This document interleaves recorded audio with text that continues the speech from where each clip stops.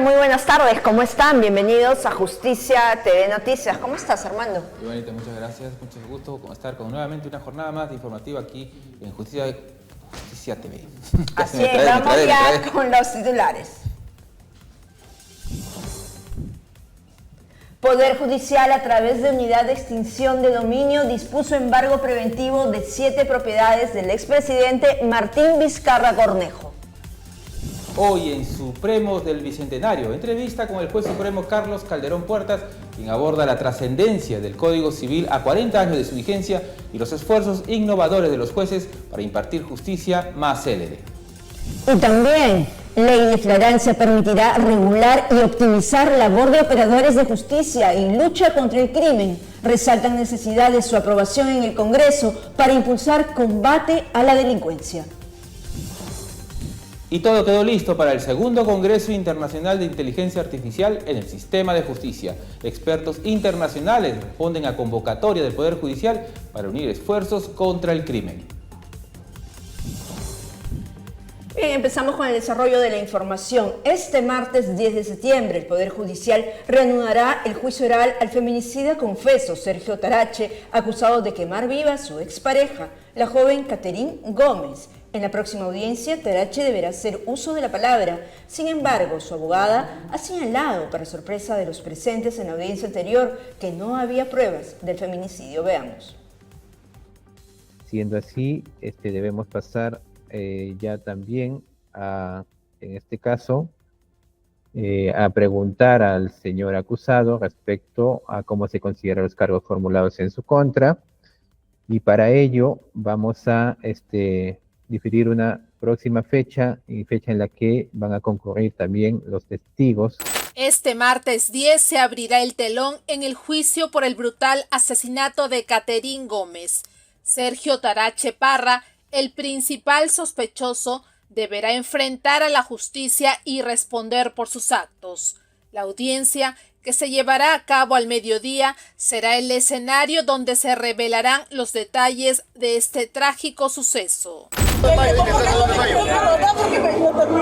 Han quemado a una chica viva entre la Plaza 2 de Mayo y Oscar Benavides. Estamos llamando a la ambulancia y todavía no vienen. Ha sido quemada por un venezolano.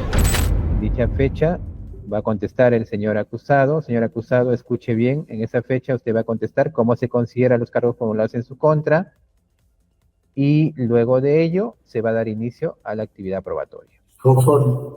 En la sesión anterior, el Ministerio Público alegó ante el segundo juzgado penal colegiado de Lima que Tarache habría planificado el homicidio de su expareja, una joven de 18 años con quien mantenía una relación marcada por episodios de violencia. El acusado, Sergio Tarache Parra, planificó y ejecutó el delito de feminicidio y le quitó la vida a su pareja sentimental, Catherine Yolanda Gómez Macharé, de 18 años de edad, esto al no aceptar el término de la relación sentimental que mantenía con él, y acusar a Catherine, además de una supuesta infidelidad. Esto ocurrió después de que el acusado hubiera acordado encontrarse con su pareja, con quien luego mantuvo una discusión por celos. La víctima había planeado salir con amigos a una discoteca, lo que habría desencadenado la pelea y, posteriormente, la decisión del venezolano de acabar con su vida. Al atribuirle una supuesta infidelidad ante esta situación reacción violenta, la agraviada decide válidamente culminar la relación sentimental y se lo hizo saber, por lo que en el acto seguido el acusado, al no estar conforme con la decisión de la agraviada, cogió una galonera vacía de un vehículo automotor, combi, que se encontraba en el lugar, se dirigió al grifo Repsol, compró 5 soles de gasolina a la trabajadora de dicho grifo, Fátima Maricielo Sánchez Varas. Luego regresó donde estaba la agraviada sentada en unas gradas. Sin estupor alguno, señores magistrados, le vertió la gasolina en el cuerpo y acto seguido le prendió fuego con un encendedor que traía consigo. Por su parte, la abogada de Tarache Parra señaló que las evidencias que, según afirma la Fiscalía, son insuficientes para probar el delito atribuido. Evidenciaré que la Fiscalía no ha realizado una investigación prolija, esto es, cuidadosa y esmerada, y no va a poder acreditar su tesis incriminatoria recogida en su requerimiento acusatorio. No podrá probar más allá de toda duda razonable la responsabilidad penal atribuida al señor Sergio Tarache Parra. Sin embargo, las 54 pruebas que se presentarán en el juicio, entre las cuales se incluyen 12 testimonios con información personal, serán fundamentales para esclarecer los hechos. Incluso que hay personas que han estado durante la comisión de los hechos y pueden dar fe de ello. Asimismo, hemos ofrecido 7 medios probatorios periciales entre peritos, psicólogos, psiquiatras, antropólogos forenses que pueden ayudarnos a determinar la culpabilidad de Sergio Tarache Parra. Pruebas que, según la abogada defensora, no existen para incriminar a su patrocinado. ¿Qué nos va a traer el Ministerio Público a este plenario? Pues testigos que no estuvieron presentes en los hechos. Videos extraídos de YouTube donde se aprecia a mi patrocinado que no cuenta con la presencia de un abogado y otras pruebas que no van a acreditar el hecho determinante que mi patrocinado puso en peligro la vida de la víctima. El Ministerio Público ha pedido la máxima pena para Sergio Tarache, quien presuntamente de manera brutal roció con gasolina y quemó viva a Caterín Gómez en el 2023. Las evidencias presentadas serán clave para que este sujeto pague por este atroz crimen. La pena privativa para este delito sería 30 años, no menor de 30 años ni mayor de 35 años, teniendo un espacio punitivo de 6 meses y 20 días al haberse dado 9 agravantes. Bueno, ahora nos conectamos con nuestra compañera Melody Sánchez, quien se encuentra con la jueza Yabari Villanueva para comentarnos sobre las sanciones en casos de feminicidio que se cometen con extrema crueldad. Adelante, Melody. Así es, compañeros, como hemos visto en la nota de Caterín Gómez, es uno de los casos que ha conmocionado a la sociedad y es que necesita una respuesta judicial efectiva y contundente.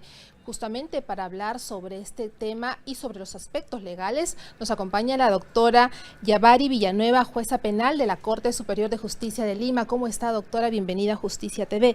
Coméntenos, en primer lugar, ¿cómo define el sistema judicial el feminicidio? El delito de feminicidio es aquel que se comete contra una mujer por su condición de tal. Es una conducta reprochable por nuestro sistema, pues se merma y atenta contra la integridad física y psicológica de la mujer. Entonces, merece una sanción punitiva grave a efectos de poder prevenir conductas en la sociedad y que no se vuelvan a repetir. ¿Cuáles son los elementos necesarios que califica el sistema de justicia como un delito de feminicidio? Se produce cuando justamente cualquier persona, y en este caso un hombre, cometa este delito quitando la vida a una mujer. Y también se tiene que tomar en consideración que este delito, si quedara en tentativa, igualmente es sancionado. ¿Cuáles son las penas máximas y mínimas que tiene previsto el Código Penal por este feminicidio? La pena mínima que se prevé es de 20 años, que se da cuando este delito es cometido en algún tipo de contexto, sea violencia familiar, sea un contexto de hostigamiento sexual, un abuso de poder o por un hecho de discriminación contra la mujer. Esta pena se va a ver agravada a no menos de 30 años cuando la víctima tenga ciertas características de vulnerabilidad, es decir, por ejemplo, se trate una víctima menor de edad, una adulta mayor, una víctima en estado de gestación, una víctima que ha sido sometida previamente de repente a un abuso sexual, a una trata de personas o cuando concurra alguna circunstancia que se encuentra comprendida en el artículo 108 del Código Penal. Dentro de estas circunstancias, por ejemplo, llamamos la gran crueldad, es decir, cuando se ha causado sufrimiento a la víctima, también la alevosía, cuando, por ejemplo, se sometió a la víctima para que ésta no pueda defenderse, o tal vez cuando se utilizó algún tipo de instrumento o fuego, ¿no?, que produjera la muerte de la víctima.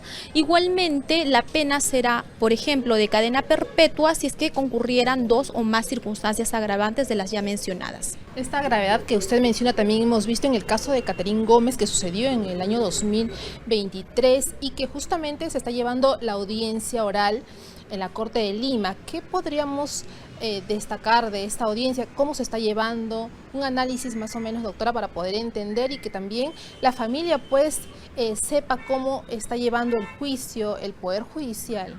En este caso, al encontrarse en una etapa de juicio oral, lo que se está haciendo es la actuación de pruebas, a efectos de poder determinar si existe la responsabilidad o no en el sujeto que se determina si ha cometido o no el hecho delictivo que se le imputa, en este caso el feminicidio. Entonces, a través de estas pruebas se va a poder determinar su responsabilidad. Si en el presente caso se está imputando, por ejemplo, las circunstancias agravantes del uso de fuego, conforme hay videos, ¿no?, que así se visualizan, o si es que el hecho fue cometido para causar el sufrimiento de la víctima, la gran crueldad, eso va a ser determinado mediante las pruebas que se vienen actuando. Doctora, y no solamente este caso, existen muchos a nivel nacional. Díganos, ¿qué medidas está tomando el Poder Judicial para poder evitar y enfrentar ese tipo de delitos, doctora?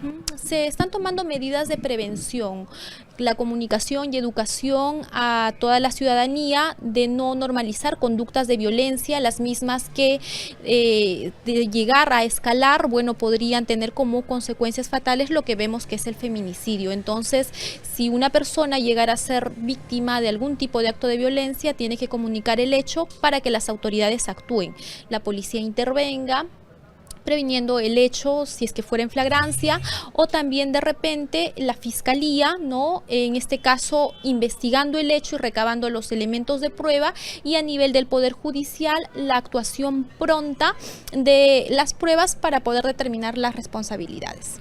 Muy bien, doctora, gracias por habernos acompañado a través de la señal de Justicia TV y por habernos explicado un poco más acerca de las medidas que viene implementando el Poder Judicial para combatir este flagelo que vienen enfrentando muchas mujeres en nuestra sociedad. Compañeros, vamos con ustedes a estudios. Muy bien con la doctora Yavarí, siempre puntual en sus declaraciones y como hacía la magistrada, en este tipo de casos hay que actuar con firmeza, ¿no? Sobre todo en estos casos emblemáticos, casos que mantenemos en la retina, pues quién no recuerda a esta joven siendo quemada viva, ¿no?, por este sujeto que calculó todo, fue a comprar el grifo, le roció gasolina, le prendió fuego, se escapó, lo hallaron después de tiempo en Colombia, ¿no? Sin embargo, pues ahora la defensa dice que no pasó lo que todos vimos que pasó. Increíble, realmente. Así es. Bueno, continuamos con la información. En una audiencia virtual, la Sala Penal Permanente de la Corte Suprema evaluó el recurso de casación interpuesto por Vladimir Cerrón Rojas en el proceso que se le sigue por el delito de negociación incompatible. El exgobernador de Junín solicita el levantamiento de la inhabilitación de la función pública de un año impuesta por el Poder Judicial en su contra. Tras agotar el debate, la Sala anunció que la sentencia sobre este recurso será leída el próximo 30 de septiembre a las 8:20 de la mañana. Bien, y ahora les contamos que el Poder Judicial, a través de la Unidad de Extinción de Dominio, dispuso el embargo preventivo de 7 propiedades del expresidente Martín Vizcarra Cornejo. Los detalles en el siguiente informe, veamos. Unidad de Extinción de Dominio dispone embargo preventivo de 7 propiedades de expresidente Martín Vizcarra Cornejo. Esta medida fue dictada por el Juzgado Transitorio Especializado en Extinción de Dominio de Lima, a cargo de la jueza Flor de María Acero Ramos, quien ha dispuesto esta medida con la finalidad de impedir que Martín Vizcarra Cornejo o terceros civiles responsables puedan disponer o gravar sus bienes, con lo que se garantiza de esta forma el pago de una futura reparación civil a favor del Estado. Son en total 7 inmuebles del expresidente Martín Vizcarra Cornejo y su esposa Maribel Díaz Cabello en las ciudades de Lima y Moquegua. Con esta disposición, el exmandatario no podrá vender, traspasar o regalar ninguna de estas 7 propiedades. Esta medida, solicitada por la Sexta Fiscalía Provincial Transitoria de Extinción de Dominio de Lima, está relacionada a la imputación contra el exmandatario en su desempeño como gobernador regional de Moquegua en los periodos 2011-2014, en los casos denominados Proyecto Lomas de Hilo y Proyecto Hospital de Moquegua. Cabe señalar que la medida de inhibición es una de las 10 medidas de coerción procesal que se encuentran reguladas actualmente en el Código Procesal Penal. La medida tiene como finalidad preservar el resultado del proceso de extinción de dominio, proceso principal, por lo que se trata de una finalidad legítima desde el punto de vista constitucional. Le contamos que 2 hermanos serán procesados por el delito de lavado de activos tras ser capturados en el Aeropuerto Internacional Jorge Chávez, tratando de llevar más de $400.000 escondidos a Tumbes. Veamos. Frustrado lavado de activos en el aeropuerto. 2 hermanos fueron detenidos al intentar trasladar $4.000 a Tumbes con indicios de que el dinero sería enviado a Ecuador. Al pasar el escáner del equipaje de bodega de la persona intervenida de sexo masculino, se detecta pues que contenía en el interior dinero en efectivo, fajos de dinero, motivo por el cual el personal policial procede a la intervención y la revisión del equipaje, verificando que efectivamente se encontraban fajos de dinero en dólares americanos. Los hermanos Fausto y Lisette García Rimaicuna aseguraron que el dinero era producto de inversiones en criptomonedas. Sin embargo, no pudieron presentar ningún comprobante que respaldara esta afirmación. La hermana mayor manifiesta que la procedencia sería la criptomanía y su destino final era Tumbes y el país vecino del Ecuador.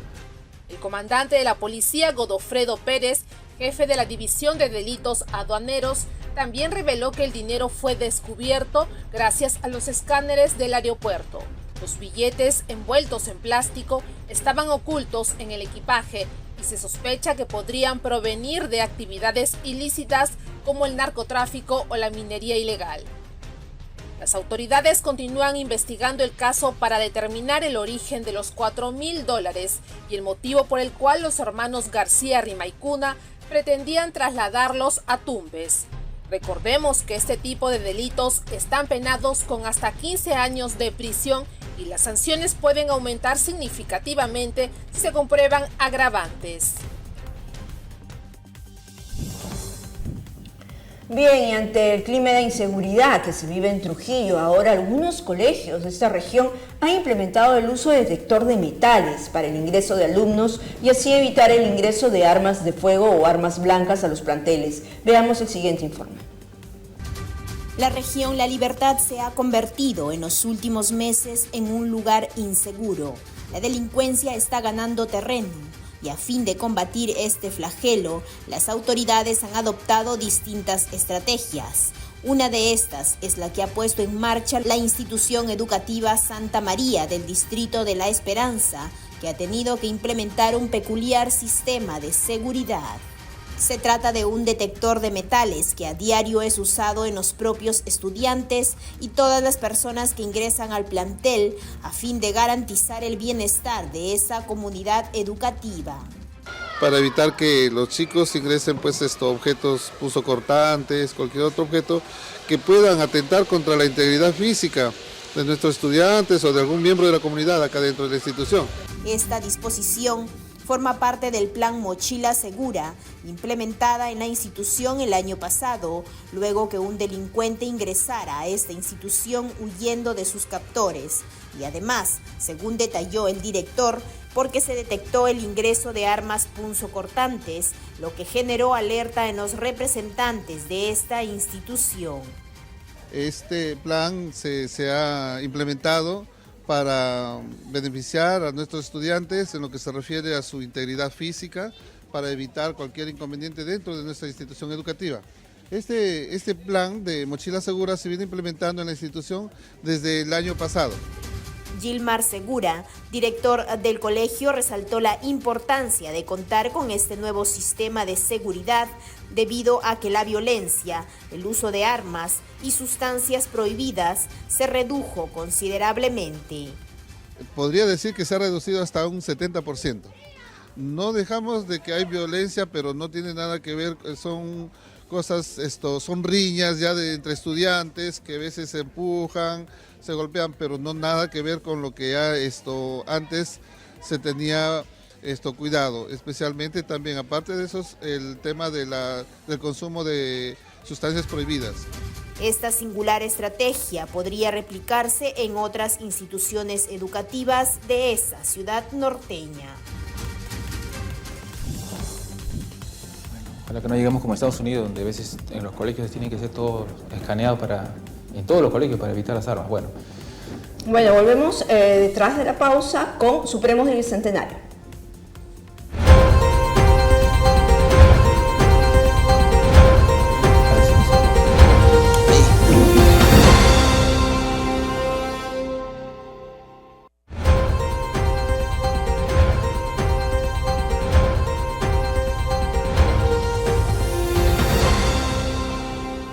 Gracias por seguir acompañándonos en nuestro programa Justicia TV Noticias. A continuación, Supremos del Bicentenario.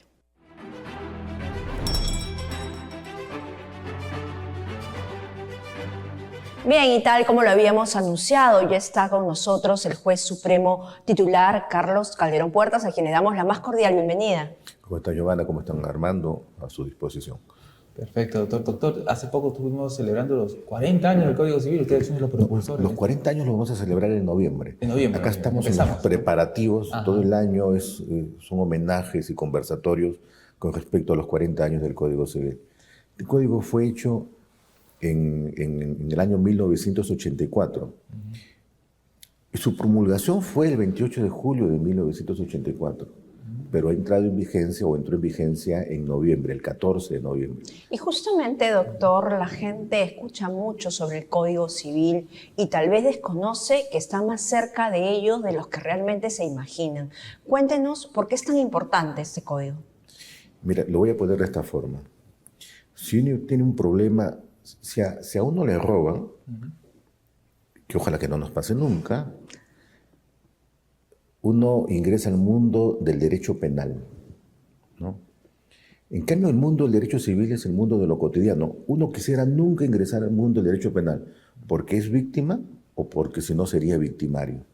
Pero en el caso del Código Civil no es así, porque el Código Civil es el código de lo común, de lo ordinario, de lo cotidiano, de lo que pasa en nuestras vidas.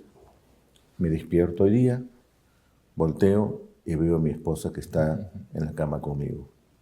Es matrimonio, lo más común. Llamo por teléfono, suena el teléfono, es mi hija hablando conmigo. Es filiación.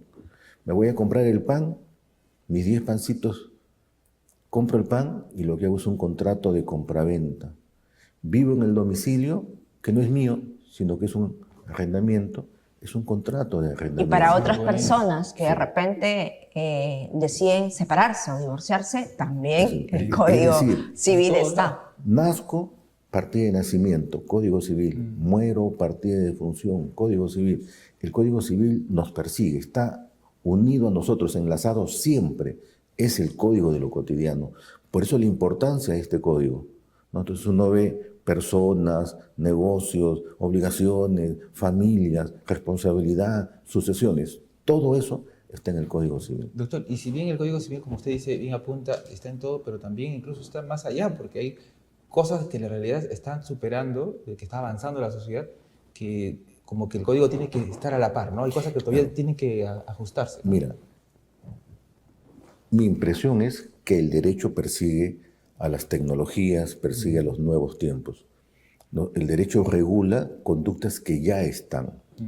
¿Qué es lo que pasa con el Código Civil y estos 40 años? Nos informan, nos regulan, nos dan una serie de disposiciones para nuestras actividades cotidianas, pero el mundo cambia. Entonces, cuando el Código Civil entra en vigencia, por ejemplo, las pruebas de ADN no existían, existían otro tipo de pruebas.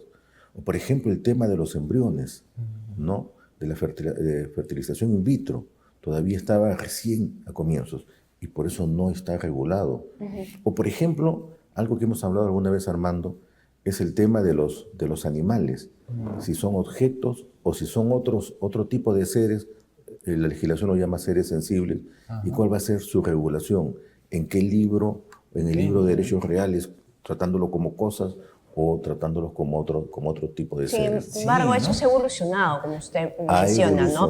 Porque hace 40 años, digamos, la fotografía era otra, ¿no? Ahora con el tema de la tecnología, la era digital, digamos, precisamente avanza la vida y precisamente lo que usted comentaba, el tema de los embriones, ¿no? Ahora, ¿cuántas mujeres deciden, digamos, postergar la maternidad pero hay un reloj biológico.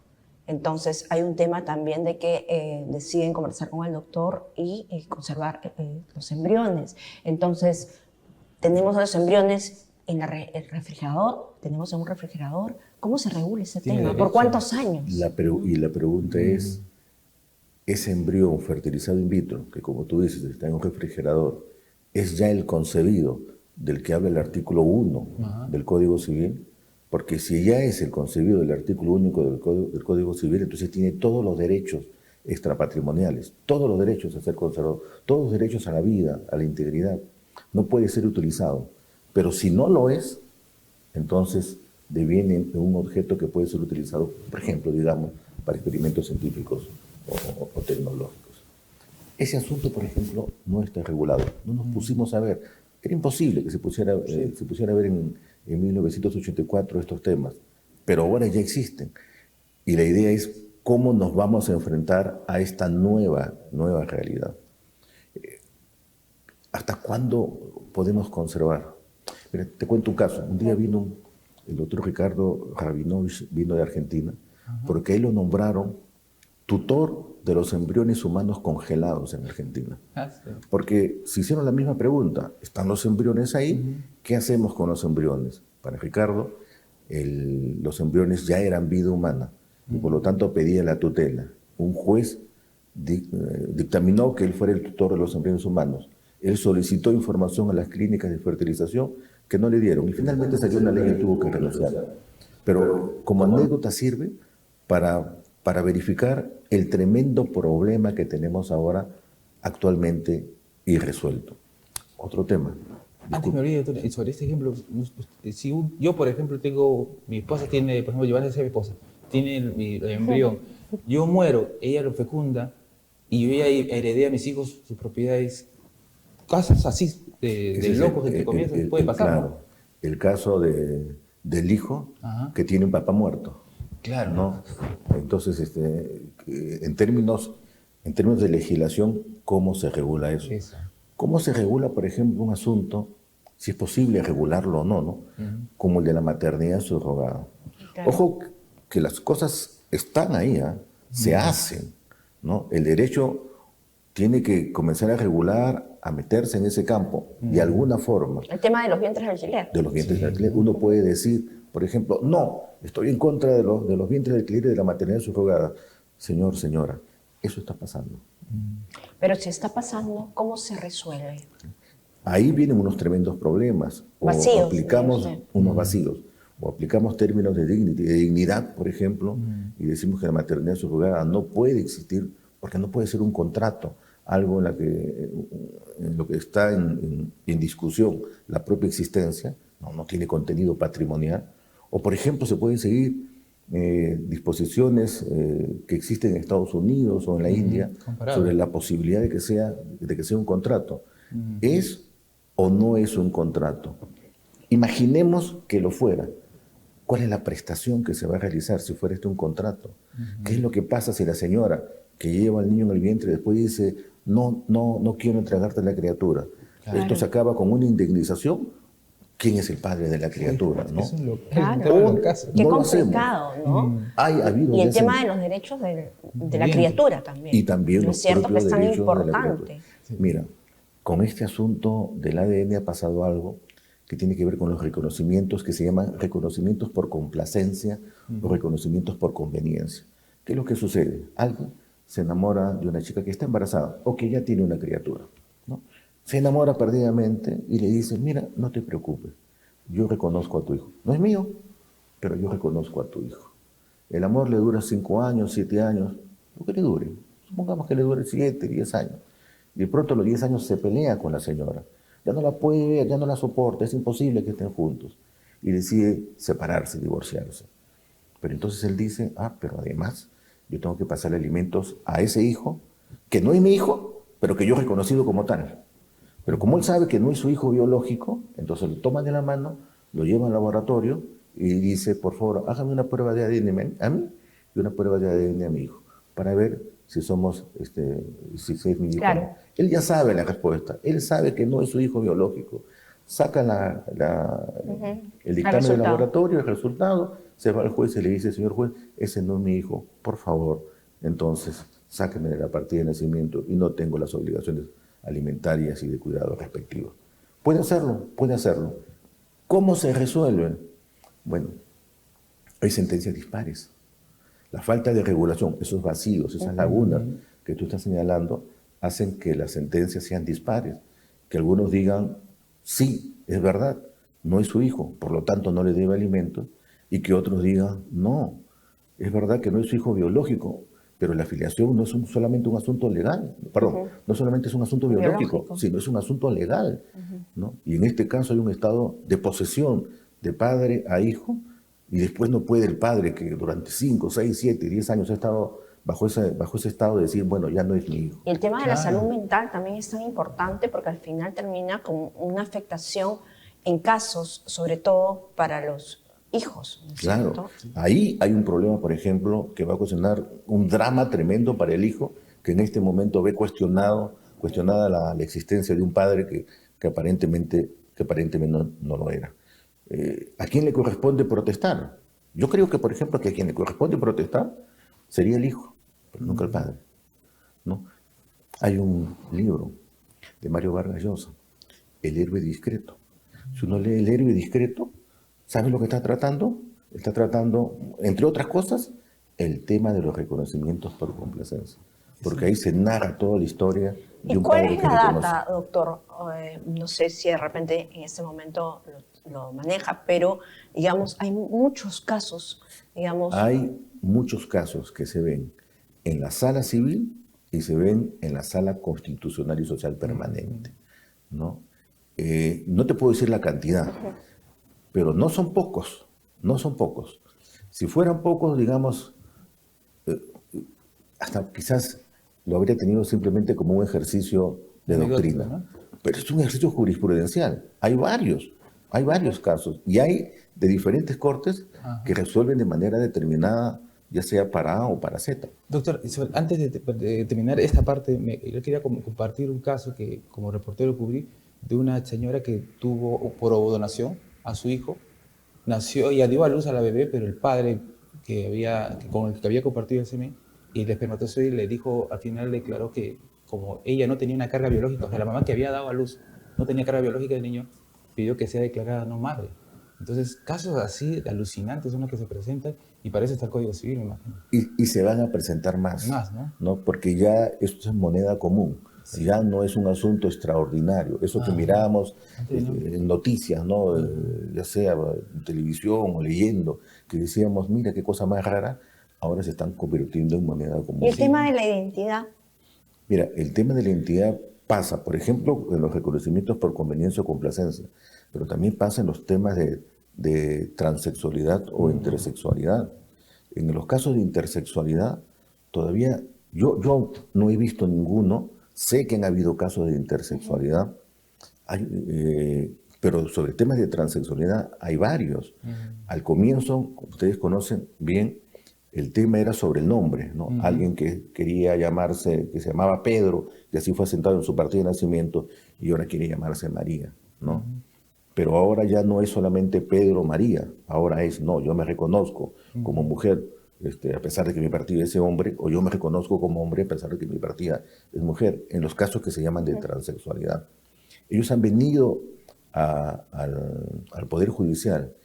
En algunos casos no se les ha amparado, y en otros casos se les ha amparado.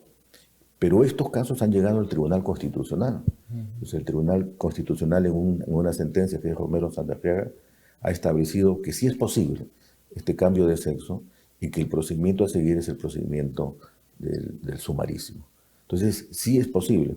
Ahora, esto genera una serie de controversias. Debate, ¿no? Nada de lo nuevo es pacífico. Toda esta transformación que está pasando, para saltar a otro lado, al campo de los contratos. Yo hacía, por ejemplo, un contrato. Mira, Giovanna, mirábamos, queríamos comprar o vender una casa, entonces Nos juntábamos los dos y hablábamos y nos poníamos de acuerdo entre oferta y demanda, si es 100, 80, Claro, 90, o sea, etc. cosas más factibles, más concretas. Ahora, Pero ahora te vas a Amazon, sabes que no sabes con quién estás hablando. Ahora te vas a una máquina que expende productos, metes el dinero y sale, y de repente no sale nada. No sabes a quién protestar, con quién hablar. O como, como lo que pasó el otro día, que a veces una señora compró una bicicleta y le tocó una bicicleta era de juguete y no podía a quién reclamar. Decía, no. Es eso, ¿no? Todo eso en día a día. Mira, haces una operación contractual con alguna de estas empresas. Por alguna razón se anula el contrato, ¿no? Porque es posible que se anule, pero ya cancelaste. Entonces tienes que esperar a ver. Bueno, lo primero que tienes que saber es cuál es el procedimiento para que te devuelvan el dinero. Y claro, en un mundo físico, este mundo real, yo voy y le digo, oye Armando, ¿sabes qué? Claro. Te pagué 1.000, devuélveme los 1.000. Pero en este mundo tecnológico, en este mundo de inteligencia artificial, en este mundo de tecnologías cada vez más avanzadas, las relaciones comerciales se están haciendo de otra forma. Y el mundo de los contratos sufre o se bendice con este tipo, dependiendo de lo que se quiera ver. Porque son buenas, son generosas en el sentido de la rapidez. Y regresando a lo que mencionábamos hace un momento, lo que usted comenta es interesante, ¿no? Es sobre que ya habría una jurisprudencia en el tema del cambio de identidad. Sí, sí, sí. ¿No es cierto? Hay entonces una jurisprudencia del Tribunal Constitucional, no de la Corte Suprema, sino del Tribunal Constitucional. Okay. Ya había habido sentencias del Poder Judicial, también en esa línea, ¿no? Algunas, pero de manera consistente, y el tribunal ya emitió una decisión sobre este punto. Doctor, y sobre justamente estos fallos que ustedes ahora tienen que adaptarse, y sobre la producción, un poco se nos puede comentar de su sala también, ¿no? Los trabajos que están haciendo para innovar un poquito también sobre este tema que es... Mira, yo en este momento no estoy en sala civil, sino estoy en sala constitucional y social transitoria, la primera. Es una sala previsional. Ve fundamentalmente caso de pensiones. Por lo tanto, ya ahí tenemos un horizonte definido. Los que vienen a reclamar sus pensiones no son gente joven, son gente de edad avanzada. Adultos mayores, ¿no? Adultos mayores, personas vulnerables. Una cosa es que yo litigue cuando tenga 40 años y tengo toda la fuerza y toda la energía para litigar, incluso que se demore el proceso, me puedo sostener en él. Y otra cosa es que una persona de 70, 75 o 80 años esté litigando. Capaz no llega a ver su fallo, sí que se demora. Muchas veces no llega. Hemos tenido sentencias en las que, reclamando sus pensiones, en el momento que estamos verificando ya el fallo, el señor ha fallecido, la señora ha fallecido. Una pena. Entonces, esa es una cosa penosa, enormemente penosa. Y al lado de eso tenemos la cantidad de procesos. Los temas de pensiones generan enorme cantidad de procesos porque se deniegan estos pedidos. En algún momento, esta primera sala constitucional donde yo estoy ha tenido 21.000 expedientes en giro. Wow. 21.000 expedientes en giro no lo puede resolver nadie. Claro. No, nadie. Entonces, lo que se hizo fue hacer un trabajo decidido y tesonero para bajar la carga. En esto se fue ayudado por las direcciones del Poder Judicial, que permitieron establecer algunas otras salas y derivar expedientes. Pero claro, el camino sigue siendo enorme porque la carga procesal es enorme. Por lo que se utilizó algunas técnicas. Una de las últimas técnicas que se ha utilizado es una técnica de la motivación en serie. Es decir, si yo resuelvo el caso 1, ¿no?, que es sustancialmente igual al caso 2, 3, 50, 70 o 100, entonces, ¿para qué voy a repetir la misma motivación en los casos del 2 al 100 si el 1 ya lo dijo todo? Claro. Y entonces hemos hecho algo que hemos llamado, bueno, se llama motivación en serie, pero bajo este mecanismo. Establecemos una sentencia fuente. Esa sentencia fuente sistematiza toda la jurisprudencia sobre el tema. Supongamos que estamos discutiendo sobre el tema de la bonificación especial de los profesores, el artículo 48 de la 24029. Sistematizamos toda la jurisprudencia. ¿Qué hemos dicho? Vamos a bucear todos los magistrados. ¿Qué hemos dicho sobre el 48? Y entonces establecemos criterios uniformes. Mire, siempre hemos dicho lo mismo sobre este punto y sobre este otro. Y hacemos la sentencia diciendo que colocamos la motivación sustancial y después decimos, esta sentencia fuente va a servir como motivación para las futuras sentencias derivadas. Ya hasta ahora hemos sacado 4 sentencias fuentes. Una sobre BONES, bonificación especial para profesores, otra para los temas de Contraloría, en virtud de una sentencia del Tribunal Constitucional. No sé si se acuerdan ustedes que el Tribunal Constitucional declaró que los procedimientos administrativos de Contraloría infringían la norma legal. Entonces, acá se venían abajo todos los casos en los que se estaba discutiendo sanciones administrativas. El Tribunal, la Corte Suprema, ha establecido criterios sobre eso. Uno tercero, sobre 14 reglas directivas en los casos de despido a trabajadores públicos, por la ley 24021, y uno cuarto, una bonificación diferencial.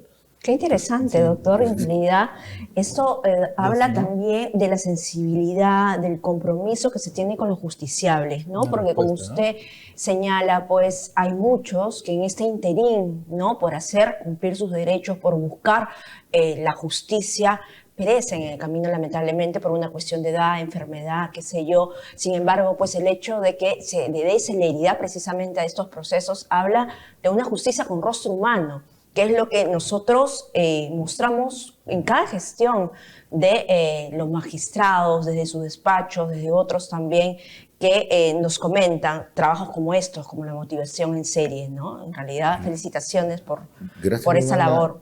Mira, ¿cuál es el trabajo de un juez? Un juez es un servidor de la sociedad, ¿no? Para nadie es un secreto, yo lo digo también de manera expresa, que la judicatura está deslegitimada socialmente. A veces con razón y a veces sin razón, ¿no? A menudo los ciudadanos piensan que el juez está en su despacho sin dedicarse a nada productivo. El juez está en su despacho resolviendo problemas. Los problemas no los ocasiona el juez. Los problemas los ocasiona la sociedad. Entonces, el hijo que no le quiere entregar, que quiere botar de su casa al padre, eso no lo ha hecho el juez. Eso lo ha hecho el hijo que quiere botar de su casa al padre. El señor que no le paga a la señora, eso lo ha hecho la sociedad, no nosotros. Entonces, se viene al Poder Judicial como un hospital, que no es un hospital de salud médico, sino que es un hospital social. Los problemas de la sociedad se traen al Poder Judicial. Pero como sucede en los hospitales, no sé si estamos al tanto de esto. ¿Qué cosa dicen los médicos? No hay que llegar al hospital. Hay que ir a la posta o hay que estar revisándose continuamente para evitar la enfermedad. Preventivo. Nosotros también queremos hacer eso. Miren, cuando ustedes ya llegan al hospital, la solución que le demos nosotros, los médicos sociales, la solución no les va a gustar a muchos. Primero porque va a haber una demora. El proceso siempre tiene que demorarse, ¿no? Puede demorarse poco, pero siempre implica un tiempo. Número uno. Número dos, porque de las dos partes una va a perder, ¿no? Siempre va a perder una de las dos partes. Dicen que lo máximo que puede lograr el Poder Judicial es el 50%, porque siempre la otra parte se va a cuestionar, ¿no? Pero lo que puede lograr el Poder Judicial es que esas sentencias sean lo más rápidas, lo más eficaces y lo más predictibles. Esa es la labor de la Corte Suprema. No vamos a lograr solucionar el problema social, que es otro punto, pero sí podemos hacer que nuestra sentencia sea predictible. O sea, Giovanna, tú tienes un problema sobre determinado tipo de contrato, sobre la acción pauliana, sobre simulación, y la Corte Suprema sabe a qué atenerse porque siempre resuelve de la misma forma. Y así como sabe la Corte Suprema, sabes tú, sabe tu abogado que te dice vamos a ganar porque la Corte Suprema tiene esta jurisprudencia de manera uniforme. Y sabe la contraparte que dice voy a perder porque la Corte Suprema siempre resuelve de esta forma. Si hacemos nuestras sentencias predictibles, entonces le damos a la Corte Suprema la misión que debe tener. La misión de la Corte Suprema no es resolver 20.000 casos, es resolver un caso que sirva para 500, un segundo caso que sirva para 1.000. Grandes directivas, esa es su gran misión. Y en ese caso, con estas sentencias fuertes, usted me nos ha contado que han sido 4 sentencias fuertes. ¿Con esas cuántas han resuelto en general? ¿Cuántas sentencias? Debe ser más de una centena de más de un centenar. Lo que estamos haciendo es, para tener claro las cosas, es cuando emitimos una sentencia derivada, colocamos sentencia derivada de la sentencia fuente número 1, para tratar de manejar cuántos. Al final del año vamos a hacer ya un balance de cuántas han sido resueltas. Y cuando usted ve que se han resuelto, por ejemplo, 100, ya como tema vocacional, el tema de como magistrado, ¿qué siente usted que...? Sí, mira, hay dos cosas. Se resuelven 100 como procesos, pero se evitan muchos más procesos, porque si el abogado ya sabe, o si la contraparte ya sabe que va a perder o que va a ganar, ya no es necesario iniciar el proceso. O si la sala superior o el juzgado dice, la Corte Suprema está resolviendo este caso de manera consistente de esta forma, entonces el juzgado dice, yo me afilo a la Corte Suprema y emito esta decisión. Entonces se gana tanto por los procesos que vamos a cuantificar, el balance final de diciembre, como por los procesos que no van a venir o que ya van a venir con sentencia favorable a quien de verdad le corresponde. Ok, doctor. Antes de terminar esta entrevista, que desde ya le agradecemos, estamos en un año bastante importante, el año del Bicentenario. Hace poco hemos celebrado el Día del Juez y de la Jueza. Sabemos que usted está trabajando mucho el tema del acceso a la justicia también. ¿Cuál sería el mensaje a todos los ciudadanos que le están escuchando? Bueno, es un mensaje cauto, pero esperanzador. Cauto en el sentido de que la Corte Suprema está realizando una serie de acciones para hacer justicia predecible, para aligerar la carga procesal, para ser fuente, guía, directora de los procesos que están en instancias, en juzgados o en salas. Ese es un proceso, eso dura. La motivación en serie, el código QR, los califondos, las caliquejas, ¿no? Que son otros procedimientos que se están haciendo, los acuerdos plenarios, las reglas directivas conforme al artículo 112 de la Ley Orgánica del Poder Judicial, van a dar frutos, primero lentamente. Yo estoy seguro que dentro de un año, un par de años, esto se va a notar más. Por eso que hay que ser cauto, ¿no? La gente, y por último, y además, tener esperanza de que se está modificando, que los jueces entendemos claramente que nuestro trabajo es un trabajo de servicio, ¿no? Que los jueces además tenemos clarísimo que tenemos que tener una actitud igualitaria, horizontal, democrática, social, ¿no? Eso es lo que necesitamos.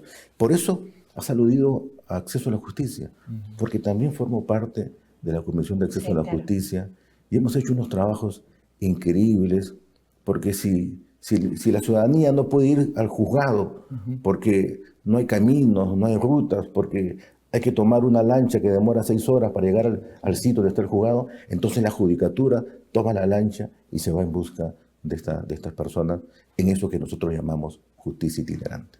Tienes que hablar después, doctor, ¿no? Claro que sí, doctor. Sabemos del trabajo que realizan los magistrados, por supuesto, y magistradas de todo el país. Bien, le agradecemos su presencia al doctor, el juez supremo titular, Carlos Calderón Puertas. Muy amable. Volvemos con más.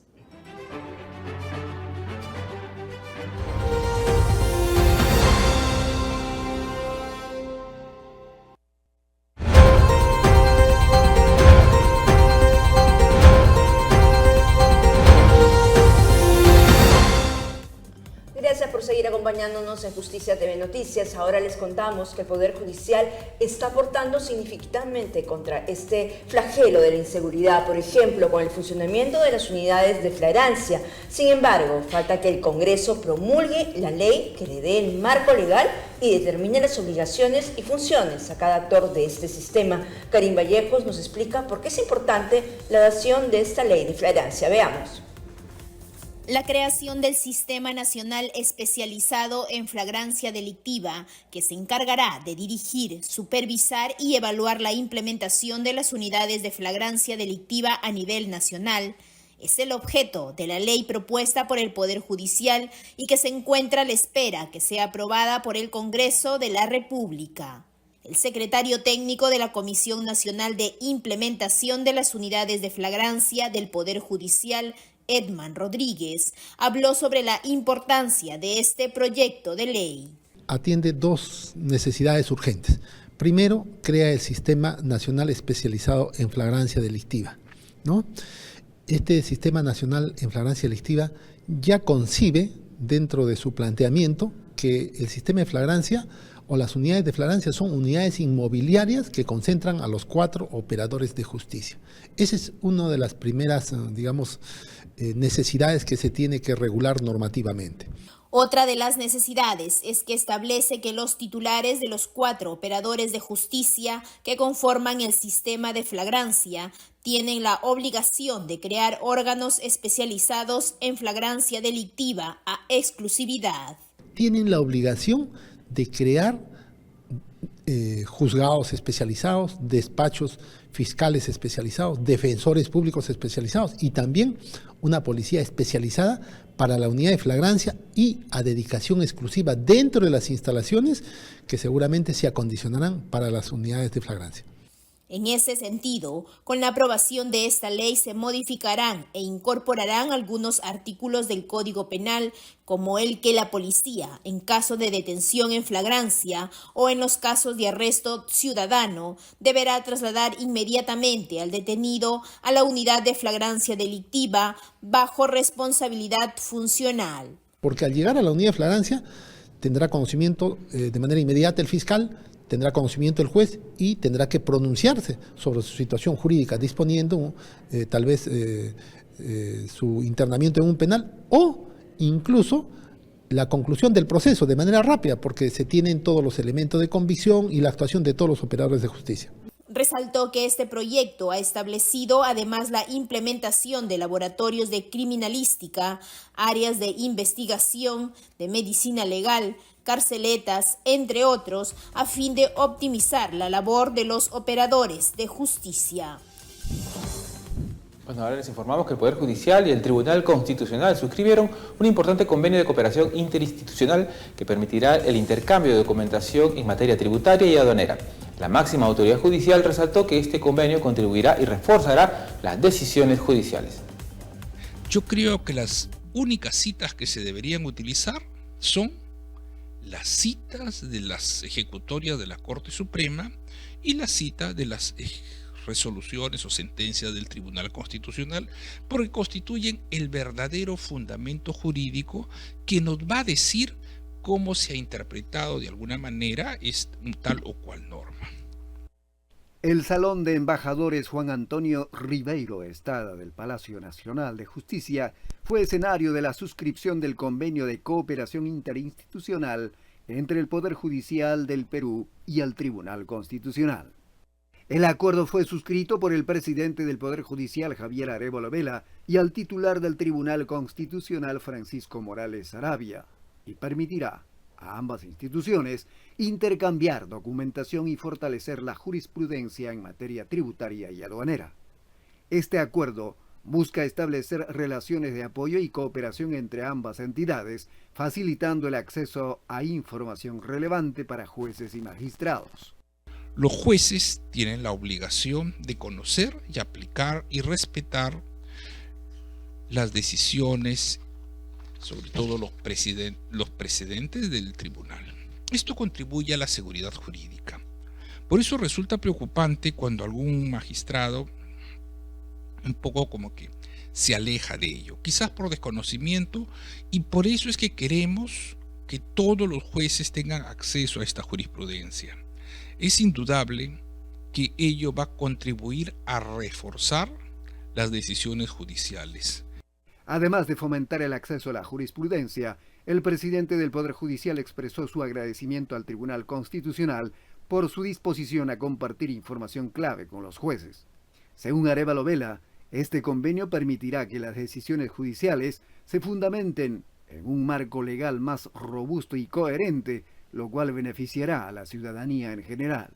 Por su parte, Francisco Morales Saravia destacó la importancia de este acuerdo, que se suma a 2 convenios previos entre ambas instituciones. Bueno, este es el tercer convenio que firma el Tribunal Constitucional con el Poder Judicial. El primero es un convenio marco sobre relaciones interinstitucionales y de cooperación.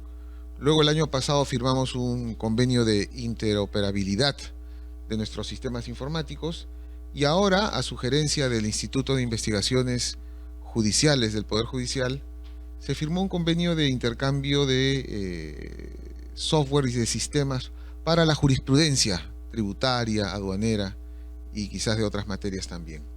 La firma del convenio tuvo lugar en el Salón de Embajadores Juan Antonio Ribeiro Estrada del Palacio Nacional de Justicia, que contó con la presencia de autoridades de ambas instituciones. Mañana se inaugurará el segundo Congreso Internacional de Inteligencia Artificial del Sistema de Justicia. Todo va quedando listo y Walter Condori nos informa. Muchas gracias, compañeros. Me encuentro con la doctora Elvia Barrios Alvarado, jueza suprema de la República. Doctora, ¿por qué es importante hablar de inteligencia artificial en el Poder Judicial?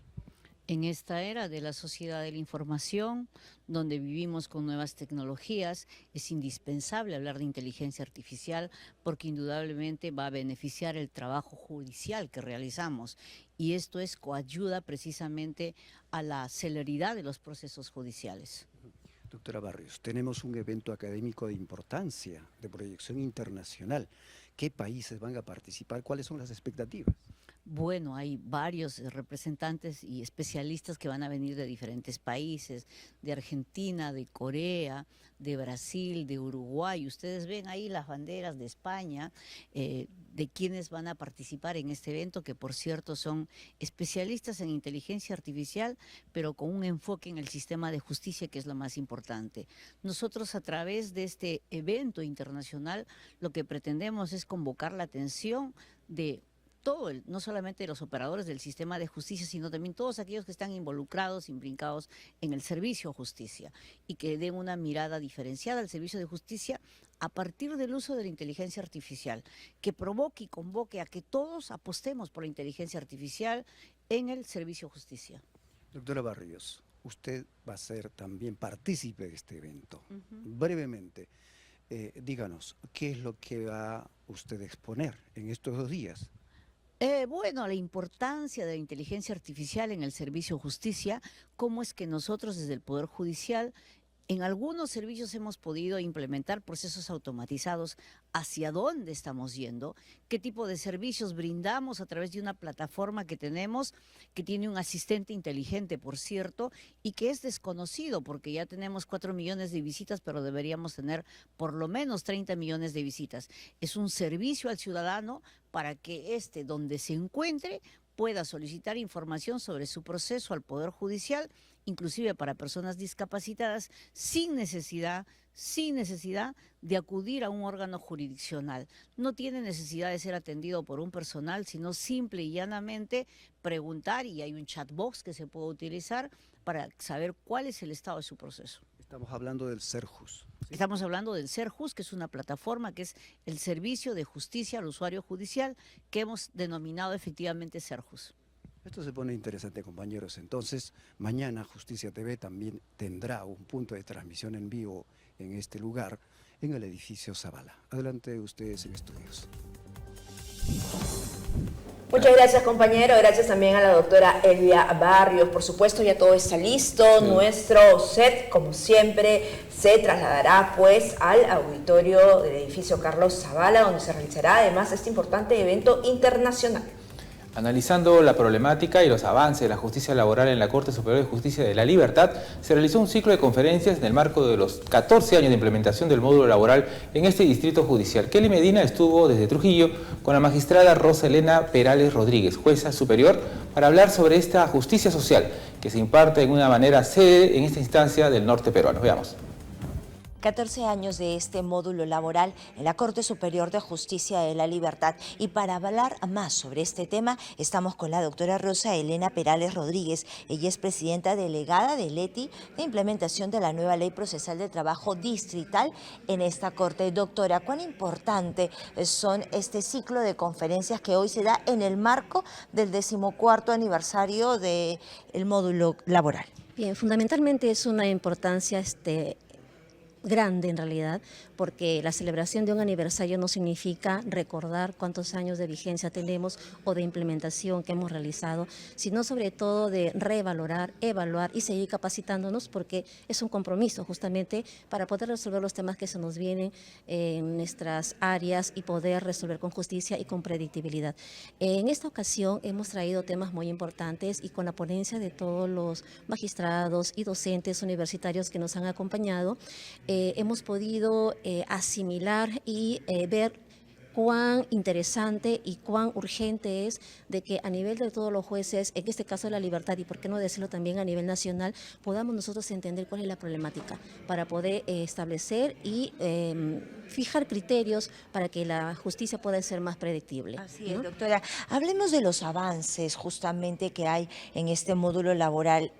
Se ha visto que del año 2023 no hay ningún escrito pendiente, ¿no? No tienen carga a la fecha hasta abril, si mal no me equivoco, ustedes tienen carga cero en pendientes en este módulo laboral. Bien, nosotros como gestión, porque cada gestión presidencial elige a sus integrantes del ETI y también a sus administradores, y como política de esta gestión 2023-2024, nuestro objetivo era básicamente tener carga cero.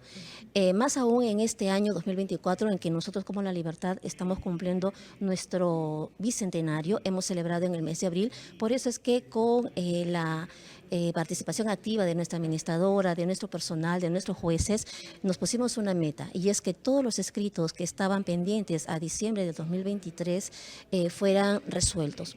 Y eso ha sido un logro y hemos establecido incluso metas a abril, de tener por lo menos el primer trimestre terminado, y eso se ha cumplido. Tanto es así que ha merecido un reconocimiento también de nuestra Corte. Tenemos otra meta, que es que a diciembre de este año podamos nosotros disminuir la mora procesal y por lo menos terminar de repente quizás con unos 30 días o 45 días máximo de atraso, ¿no?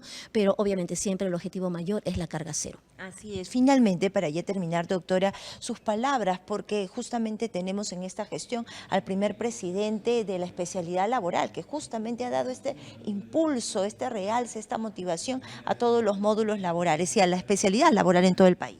Sí, efectivamente, creo que es vital de que los presidentes que lleguen a la máxima organización del Poder Judicial, al máximo órgano de gobierno, también no solamente se dediquen a una área determinada, sino que impulsen todas las demás. En este caso hemos tenido la suerte de que sea un experto en el área laboral, porque conociendo también esta realidad es que ha podido aportar con implementación de bienes, de materiales y de, sobre todo también de ver la problemática a nivel de personal para poder solucionar cuando menos los problemas urgentes que se han presentado. En ese sentido también nosotros, por ejemplo, en Ascope tenemos un gran problema, que es el tema de la información, de la data, ¿no? Entonces se está gestionando también a través de la administración y de nuestra presidencia de Corte la facilidad de poder otorgarnos un storage, que eso sería algo fantástico para que también podamos nosotros resolver con justicia y no tengamos las famosas caídas, ¿no? Bueno, ese es, digamos, en tema de, aparte también nos ha otorgado obviamente inmobiliarios, ¿no? Las computadoras que tengan una amplitud mayor para poder visualizar tanto en el momento la información que tenemos, el eje electrónico, y en la otra mitad, digamos, de la pantalla, la resolución que estamos redactando, inclusive en la misma audiencia. Podemos tener en un lado la pantalla y en otro lado podemos ir tomando apuntes también. Doctora. La tecnología, el uso adecuado de esta, sobre todo, para poder poner en marcha también muchos aplicativos, ¿no? Implementar buenas prácticas que también hemos desarrollado, que tiene que ver con el tema de, por ejemplo, establecer estándares en los formatos, ¿no?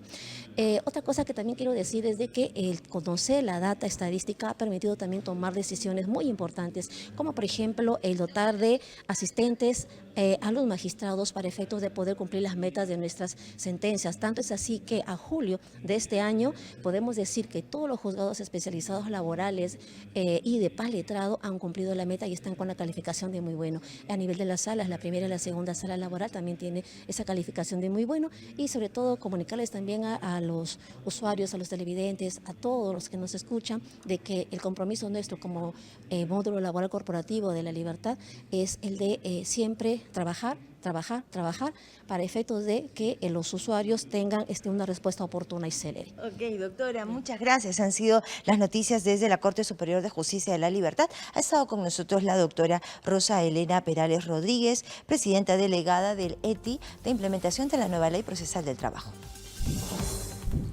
Bien, gracias a nuestra compañera Kelly Medina, como siempre, por su reporte. Y se nos acabó el programa, Armando. Nos pasamos, nos paramos. Está bien. Gracias por acompañarnos. Los esperamos siempre por los canales 13.2 de Señal Abierta, 21 de Claro, 25.3 de Vez Cable y 551 de Movistar TV. También en simultáneo por la Agencia Andina y 9 canales regionales aliados, además por las redes del Poder Judicial. Ahora lo dejamos con imágenes impactantes de la isla Palomino. Permiso. Nos vemos. Hasta mañana.